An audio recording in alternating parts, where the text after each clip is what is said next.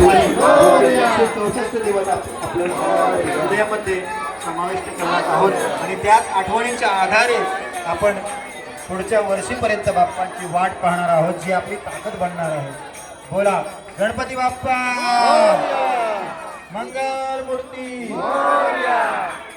चला, बाप्पांची थोडीशी जास्त गर्दी गणेश भक्तांच्या शेडमध्ये दिसत आहे. ज्यांच्या बाप्पांचं आरती झाली आहे, संपन्न झाली आहे, त्यांनी बाप्पांना विसर्जन सेवकांकडे सुपूर्द करायचं आहे.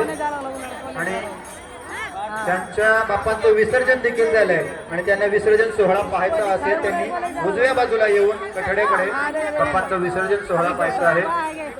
विसर्जनाचे टेबल आणि आरतीचे टेबल रिकामे करायचे आहेत आणि दुसऱ्या बाप्पांसाठी अवेलेबल करून द्यायचे आहेत.